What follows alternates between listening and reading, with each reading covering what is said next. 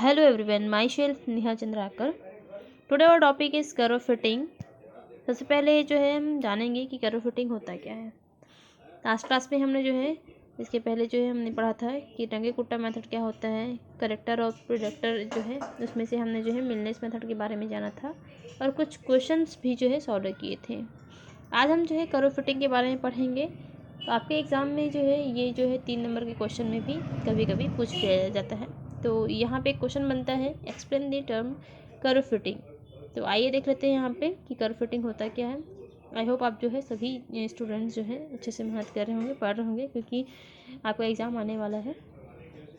तो यहाँ पे एक क्वेश्चन है, explain the term curve fitting. Firstly यहाँ पे देखते हैं कि जितने भी यहाँ पे होता क्या है, और engineering experiment line in to collection of data which has discrete values, है ना. जितने भी आपके यहाँ पे डाटा है उन सभी के कलेक्शन है ना, उसका जो है हम डिस्क्रीट वैल्यू पर जो है वैल्यूज़ निकालते हैं.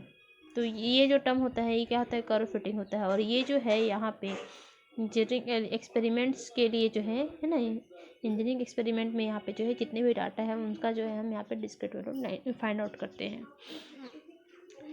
This sections deal with the technique to fit curve to such data in order to obtain intermediate estimates.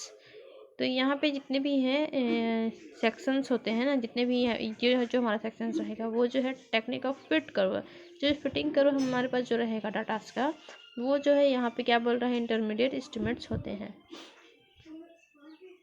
यहाँ पे जो नेक्स्ट है ये बोला जा रहा है सेकेंड स्टेप में, the simplest method for fitting a curve to data is to a plot of the points and they sketch a line that visually conforms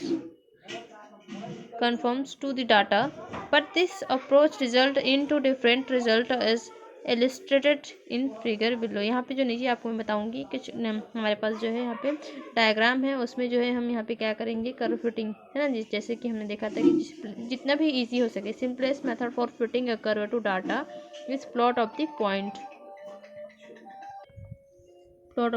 and sketch a line. हमें जो है क्या करना है, स्केच के through से हमें जो एक लाइन लेना है और ये जो है आप उसके थ्रू से जो है यहाँ पे कर्व बनाएंगे. चाहे आपका जो है इस तरीके से रहे, ग्राफिकली आप देखेंगे तो इस तरीके से रहे, चाहे आपका जो है इस तरीके से रहे.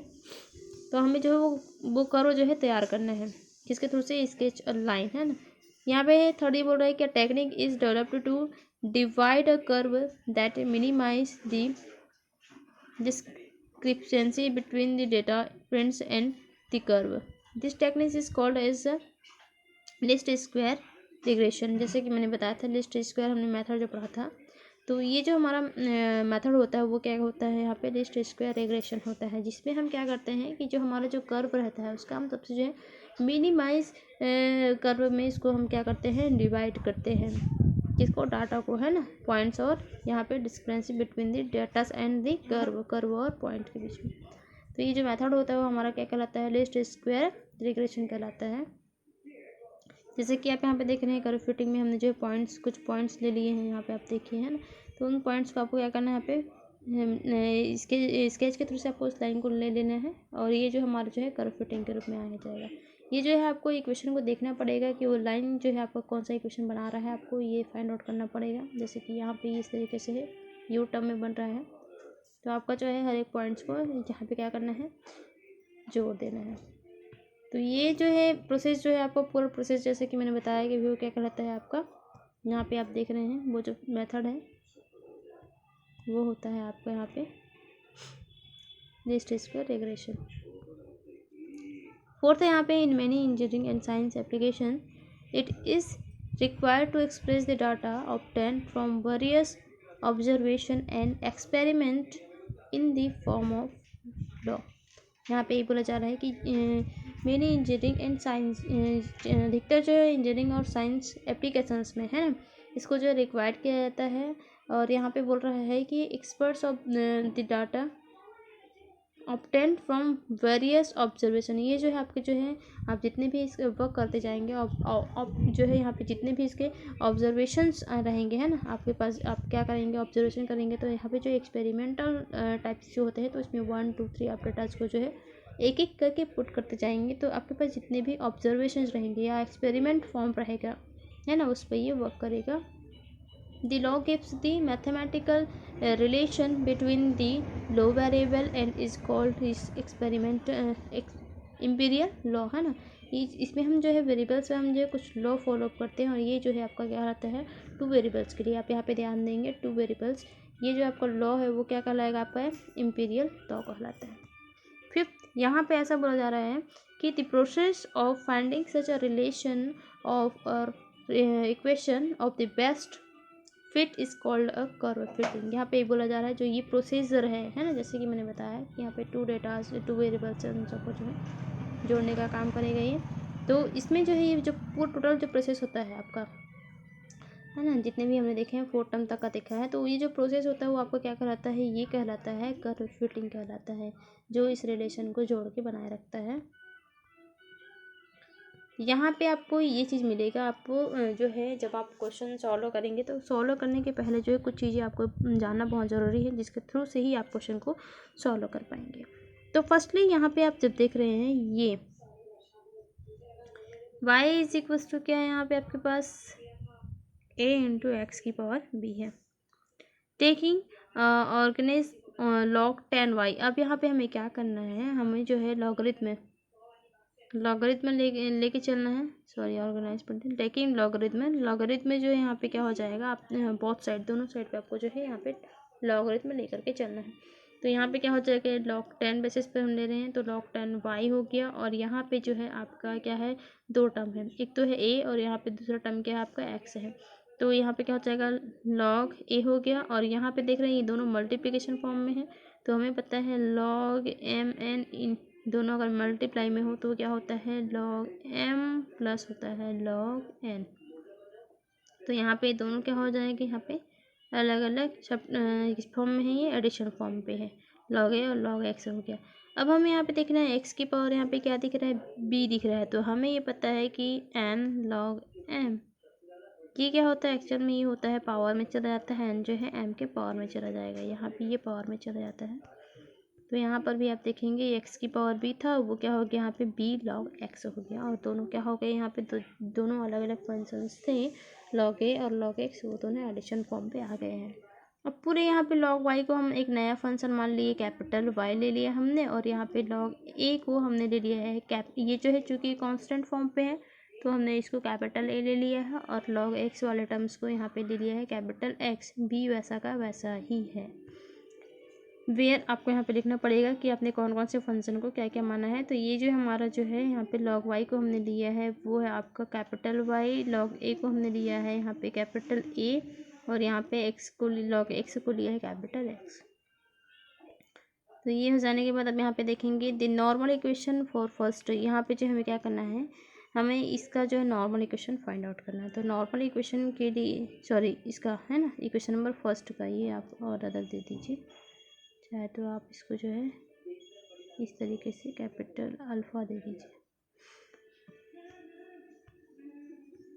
हाँ, तो हमें क्या करना है, फर्स्ट का इक्वेशन नंबर फर्स्ट 1 का जो है हमें यहाँ पे क्या निकालना है, नॉर्मल इक्वेशन फाइंड आउट देखना है। तो इसमें क्या हो जाएगा, summation of y is equals to, यहाँ पे हो जाएगा n into A plus B summation of x। यहाँ पे nth टर्म तक इसका जो है यहाँ पे हम इसको ऐड करेंगे नॉर्मल इक्वेशन में, तो इस समेशन ले लेते हैं फंक्शन वाले में, ए y और x में हमें समेशन मिल गया, और यहाँ पे जो है यहाँ पे ए में क्या हो जाएगा, n का मल्टीप्लाई हो गया। अभी यहाँ पे हम क्या करते हैं, दोनों साइड पे हमें क्या करना है, यहाँ पे समेशन के साथ में x मल्टीप्लाई कर दिए, तो यहाँ पे क्या हो गया, समेशन ऑफ एक्स वाई हो गया, यहाँ पे a into summation of x हो गया plus b into summation of x का स्क्वायर हो गया। From which a and b can be determine, then a can be, यहाँ पे आप पढ़ेंगे, है ना। तो यहाँ पे जो है आपका मेन जो इक्वेशन होगा, आपका जो नॉर्मल इक्वेशन होगा, इस इक्वेशन का किसका, आपका जो है y is equals to, sorry इसका y is equals to A plus B X का जो नॉर्मल इक्वेशन है वो हो जाएगा summation of X Y is equals to A into summation of X plus B into summation of X का square. तो आपको इसको याद रखना पड़ेगा, जब आपका जो क्वेश्चन है इस फॉर्म पे रहे, जिसमें जो इक्वेशन है इस फॉर्म पे लिखे, तो उसका नॉर्मल इक्वेशन इस तरीके से आपको लेना है। सेकंड की अगर हम बात करें, यहाँ पे इसमें यहाँ पे आप देख रहे हैं ये आपका जो है एक्सपोनेंशियल फॉर्म पे है, यानी कि यहाँ पे जो फंक्शन है वो y इज इक्वल्स टू यहाँ पे है a इंटू यहाँ पे दिख रहा है आपको e की पावर bx है। यहाँ पे एक्सपोनेंशियल फंक्शन साथ में हो तब आपको क्या लेना है, फिर से हमें लॉगरिथम लेना ही है।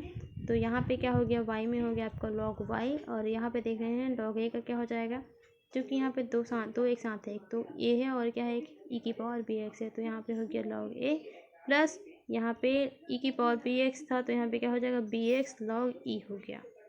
अब यहाँ पे हमें पता है कि लॉगरिथम और एंटी लॉग हैं दोनों साथ में ही हैं, तो ये वैल्यूज़ क्या हो जाएगी आपकी 1 है ना, ये हमें पता है।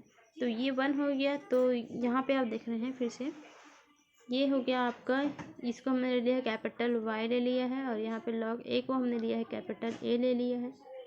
यहाँ पे हमको देखने को मिल रहा है ये b है, और यहाँ पे क्या है bx है ना, जैसे कि इसकी वैल्यू कितनी हो गई है 1 हो गई है, तो स्मॉल b को यहाँ पे ले लिया गया है कैपिटल B log e है ना, या फिर इसको ले सकते हैं आप 1 ना करके इसको वैसा का वैसा ही रहने देते हैं।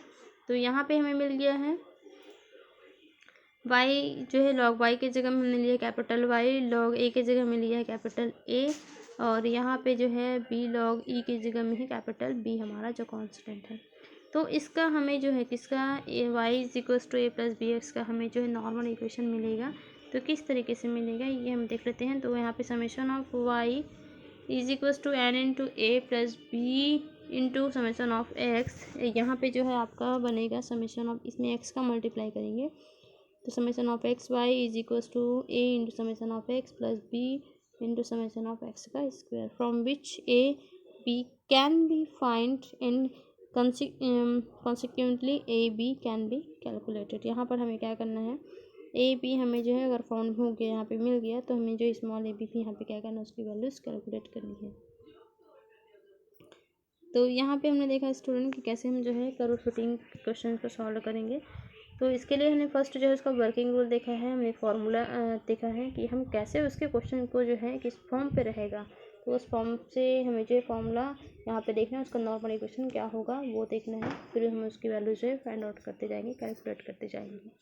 तो आप सबसे पहले जब कर्व फिटिंग का क्वेश्चन सॉल्व करेंगे तो आप क्या करेंगे, ये जो हमारा मेथड है ये कर्व फिटिंग का जो है ना, अदर फिटिंग है यहाँ पे दिख रहा है अदर कर्व का फिटिंग, तो इसमें जो है आपको ये देखना पड़ेगा, उसके बाद ही आप जो है क्वेश्चन को आगे देखेंगे। तो आप जो है स्टूडेंट क्वेश्चन को सॉल्व करते रहिए, प्रैक्टिस करते रहिए, है ना, फॉर्मूला याद करिए, देन असाइनमेंट सॉल्व करते रहिए, तभी आप जो है क्वेश्चन को बना पाएंगे। सडनली आप किसी भी क्वेश्चन को एक बार ही करेंगे तो वो हो सकता है कि सेकेंड टाइम में आपसे ना बने, तो आप उसको जो है प्रैक्टिस करते रहेंगे तो आपसे ईजी बनेगा, मेथड समझ में आएगा। नेक्स्ट हम जो है इसके 2-3 क्वेश्चन सॉल्व करेंगे, तो आप जो है नेक्स्ट के लिए आप पहले से ही क्वेश्चन देख लीजिएगा एक बार, उससे आपको जो है और भी इजीली समझ में आएगा। तो कल हम जो है इसके क्वेश्चन सॉल्व करेंगे। Thank you student.